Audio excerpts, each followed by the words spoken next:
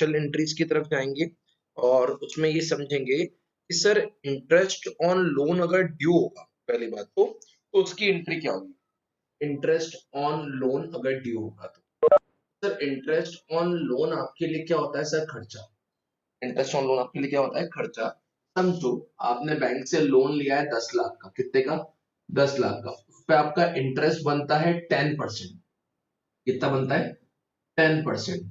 तो sir interest अगर 10% बनता है तो इंटरेस्ट का अमाउंट कितना हो गया, 1 लाख। इंटरेस्ट का अमाउंट कितना हो गया बेटा, 1 लाख, ठीक है ना बेटा। तो अगर आपने बैंक से इंटरेस्ट लिया है तो उस इंटरेस्ट का लोन कितना बनता है, जितना मैं समझ पा रहा हूँ 1 लाख, ठीक है ना। तो इंटरेस्ट ऑन लोन अगर आप पे कर देते हो, अगर आप पे करोगे तो interest on loan 1 lakh to bank, क्योंकि अपनी बैंक से पे करोगे अगर आप पे करते हो तो। लेकिन यही इंटरेस्ट ऑन लोन ड्यू रहता है। ड्यू मतलब क्या, बनता तो है पर आपने पे नहीं करा है। तो interest on loan account debit to loan account, interest on loan to loan कितना बेटा, 1 lakh. I repeat, interest on loan to loan कितना, 1 लाख। ये कब है बेटा, जब इंटरेस्ट ऑन लोन ड्यू हो गया पर आपने पे नहीं किया, ड्यू बट नॉट पेड, ठीक है सर। ये थोड़ा हम समझते हैं। सेकेंड एंट्री ये समझाना चाहता हूँ बेटा, देखो बहुत ध्यान से समझना। वैसे ही इंटरेस्ट ऑन कैपिटल भी होता है। Interest on capital normally paid नहीं होता, वो हमेशा कैपिटल में ही जाता है। इंटरेस्ट ऑन कैपिटल, अगर तुम्हारी बताऊं कैपिटल समझो आपके बिजनेस की कितनी है, 50 लाख, और उस पर आपने इंटरेस्ट ऑन कैपिटल मान के रखा है। इंटरेस्ट ऑन कैपिटल की ओनर को मिलना चाहिए कितना भैया, समझो 6%, तो 50 लाख का 6% कितना हो गया, शायद 3 लाख। तो उसकी एंट्री क्या होती है, interest on capital to capital. इसका मतलब क्या हुआ कि ये जो अमाउंट है 3 लाख रुपए का, वो बिजनेस के लिए तो खर्चा है। क्यों खर्चा है, क्योंकि बिजनेस को देना पड़ेगा, किसको देना पड़ेगा, ओनर को। क्या सर ये खर्चा है बिजनेस के लिए, हाँ बेटा ये बिजनेस के लिए तो खर्चा है। और बिजनेस को देना पड़ेगा किसको बेटा, ओनर को। बिजनेस को तो देना पड़ेगा किसको, ओनर को।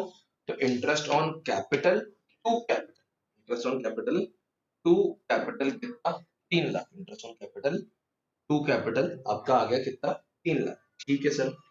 अब सर अगर यही, क्योंकि ये बिजनेस के लिए इंटरेस्ट ऑन कैपिटल हमेशा क्या रहता है बेटा, एक्सपेंस, क्योंकि ये बिजनेस को देना है ओनर को। तो बिजनेस के लिए क्या है, खर्चा, और ओनर के लिए क्या है, इनकम। तो सर ऐसा कैसे पॉसिबल है, हाँ बेटा अगर कोई चीज मेरे को गुरुकुल से लेनी है तो गुरुकुल के लिए क्या होगी, खर्चा, और मेरे लिए क्या होगी, इनकम। ये बिजनेस के लिए खर्चा है और ऑटोमेटिकली मेरी कैपिटल क्या हो जाएगा, बढ़ जाएगा। मेरी कैपिटल बढ़ जाएगी ना बेटा, तो कैपिटल मेरे लिए क्या हो जाएगी, बढ़ जाएगी मेरी बिजनेस की। इसीलिए वो क्या हुई, क्रेडिट, क्या हुई है वो, क्रेडिट। चले भैया, अब अगर अपन और आगे बात करें ड्राइंग्स की, तो अगर इंटरेस्ट ऑन ड्राइंग्स, अब से ये इंटरेस्ट ऑन ड्राइंग्स क्या होता है। मैंने बिजनेस से इस बार निकाले 5 लाख रुपए, कितने रुपए निकाले, 5 लाख, साल भर में अपने घर के खर्चे के लिए। अगर मैंने मेरे बिजनेस से पैसे निकाले 5 लाख अपने घर के खर्चे के लिए, आई रिपीट मैंने मेरे बिजनेस से निकाले 5 लाख अपने घर के खर्चे के लिए, ड्राइंग्स कितनी होगी, 5 लाख। अब जो मेरा बिजनेस है वो बोल रहा है हितेश सर, अगर जिस प्रकार से आप मुझसे कैपिटल पे ब्याज लेते हो तो मैं आपसे ड्राइंग्स पे ब्याज लूंगा। ड्राइंग्स मतलब जितना पैसा मैंने मेरे घर के निकाला। तो सर गुरुकुल आपसे ब्याज कैसे ले सकता है, बेटा आने वाला एक थ्योरी चैप्टर है, चैप्टर नंबर 3, जिसमें आप सारे कंसेप्ट पढ़ोगे तो आपको मालूम पड़ेगा गुरुकुल अलग है, हितेश सर अलग है। आपके पापा की जो भी फर्म है, जैसे XYZ जो भी फर्म है, वो फर्म अलग है, आप अलग हो। तो कैपिटल ओनर की होती है, बट ओनर अलग है, बिजनेस अलग है, ओनर अलग है और बिजनेस अलग है। तो मुझसे गुरुकुल ने बोला फिर आप हमको इंटरेस्ट ऑन ड्राइंग भी दो, क्या दो, इंटरेस्ट ऑन ड्राइंग। और इंटरेस्ट ऑन ड्राइंग मतलब कितना, उन्होंने बोला चलो इंटरेस्ट ऑन ड्राइंग दो आप हमको 10%। तो 5 लाख का 10% कितना हो गया, 50 हजार। तो सर ये गुरुकुल के लिए क्या है, इनकम। ये गुरुकुल के लिए क्या है, इनकम। गुरुकुल ओनर से चार्ज कर रहा है, गुरुकुल ओनर से चार्ज कर रहा है। तो उसकी एंट्री क्या हो जाएगी, drawings account debit, I repeat drawings account debit to interest on drawings. क्योंकि एक प्रकार से ड्राइंग बढ़ गई, भाई ड्राइंग बढ़ गई ना आपसे, ये पैसा भी निकाल 50 हजार मांग रहा है, तो उन्होंने अपने खाते में ड्राइंग में डाल दिए। तो drawings account debit to interest on drawing. Sir drawing क्यों बढ़ गई, ड्राइंग इसलिए बढ़ गई क्योंकि अपन ने पैसा दिया नहीं, तो अपने खाते में पैसा ही डल गया कि इनसे लेना बाकी है, ठीक है बेटा। अच्छा, और यहाँ पे इंटरेस्ट ऑन ड्राइंग हमारी क्या हो गई बेटा, इनकम। इंटरेस्ट ऑन ड्राइंग क्या हो गई, हमारी इनकम। तो सर ये हुआ पैसा निकाल रहे हो तो एंट्री क्या होती है, ड्राइंग्स टू परचेस। एक बात, अगर माल निकाल रहे हो तो ड्राइंग्स टू कैश, अगर कैश निकाल रहे हो तो। ड्रॉइंग्स टू कुछ और, अगर तुम बिजनेस से कोई एसेट निकाल रहे हो और वो घर पे ले आ रहे हो, तो ड्रॉइंग्स टू एसेट, ये सब तो जो बिजनेस से चीजें निकालती है। अब तब बिजनेस को इन सब चीजों में ब्याज लेना चाहिए आपसे, तो सर क्या गुरुकुल या आपके पापा की फर्म आपसे ब्याज लेगी? बोलो, कोई डाउट तो नहीं आता? हाँ, आपके पापा की फर्म आपसे ब्याज तो लेगी। तो बिजनेस के लिए क्या होगी? इनकम। बिजनेस के लिए क्या होगी? इनकम। और ऐसे ही, क्योंकि अपने ब्याज लेके अपन दे तो नहीं रहे, अगर अपन उसको देते कैश में, अगर अपन उसको देते तो वो बिजनेस का एंट्री करता, cash account debit to interest on drawing. क्या अपन उसको नगद में कुछ दे रहे हैं क्या? नहीं, तो सिर्फ एक एंट्री पास हो रही है। तो एक प्रकार से अपन उससे क्या हो गया? डेटर। डेटर मतलब उनको जिससे पैसा लेना बाकी है, और डेटर हमेशा क्या होता है? डेबिट।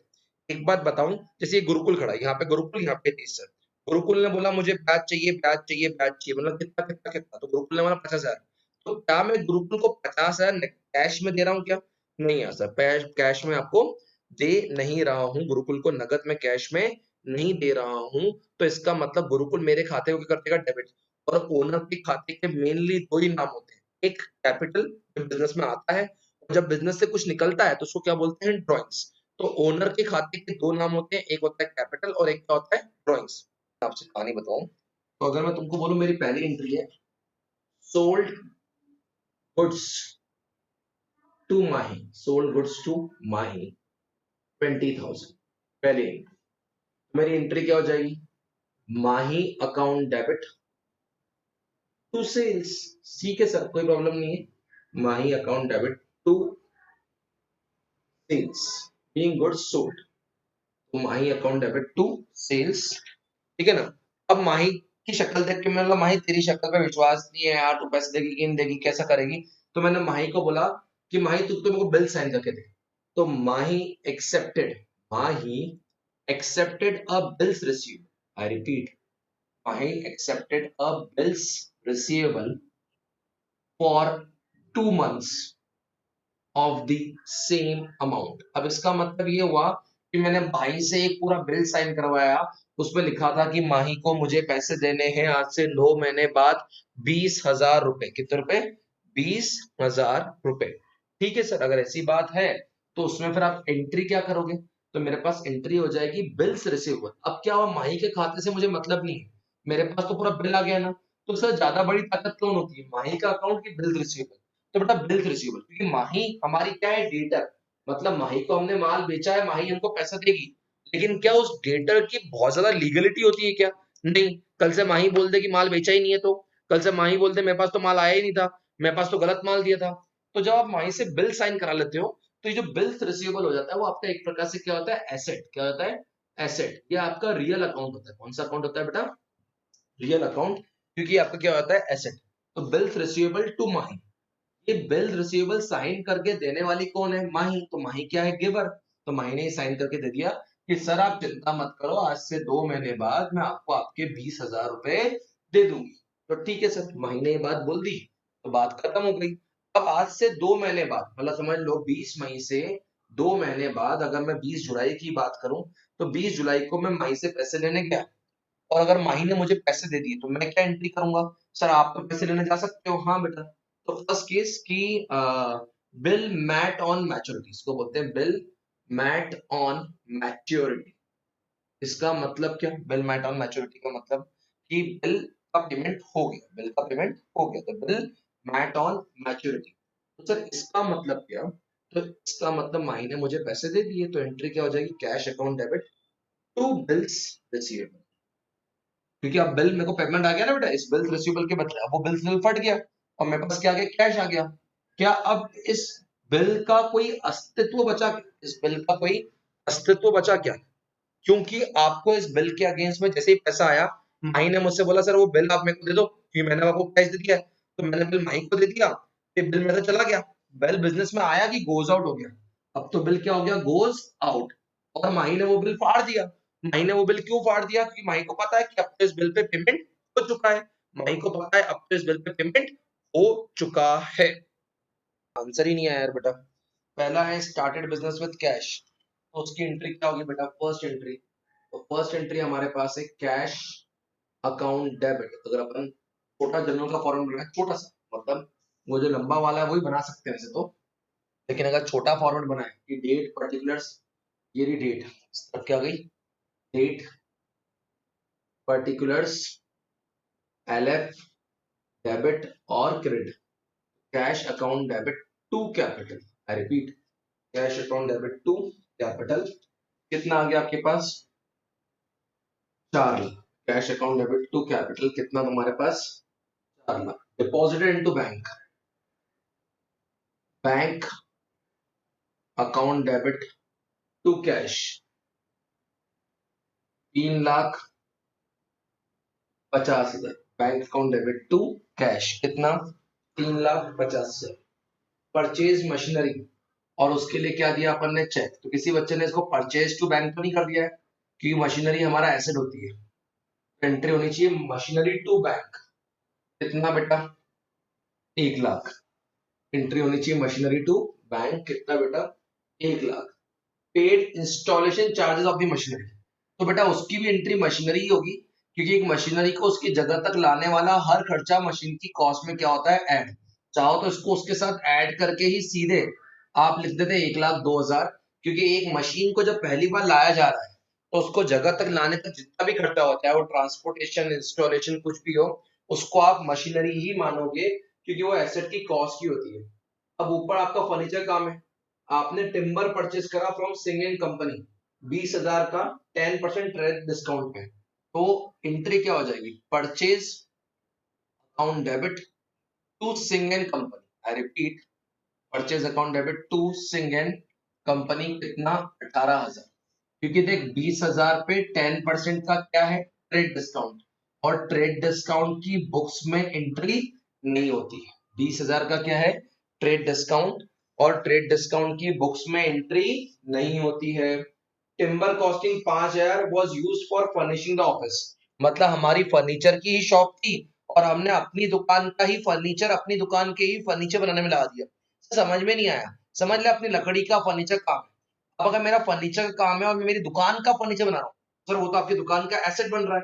हाँ बेटा, वो मेरी दुकान का एसेट बन रहा है, तो furniture account debit to purchase, ये मेरा ही माल यूज हो रहा है ना बेटा। क्या मैं कहीं बाहर से माल लाया कि अपनी दुकान की परचेज में से ही निकाल लिया?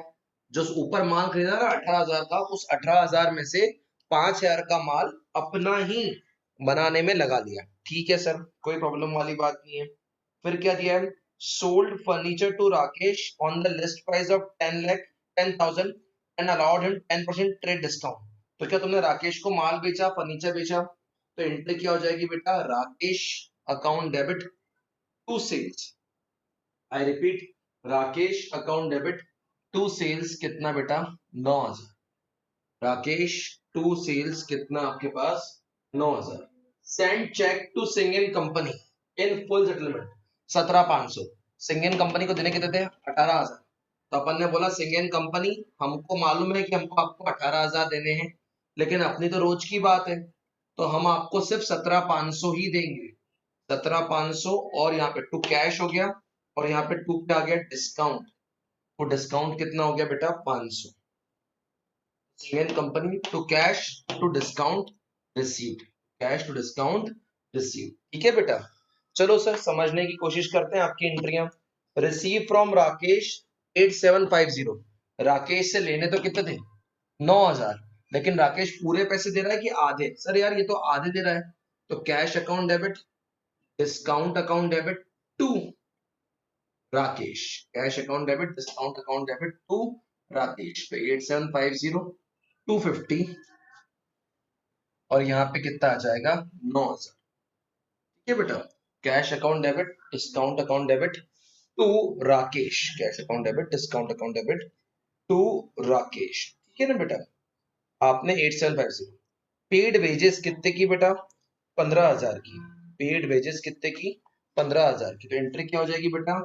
Wages account debit to cash कितना बेटा?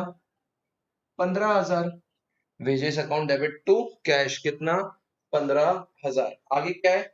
Issued a cheque for 5,000 in favour of the landlord for the rent for the month of February.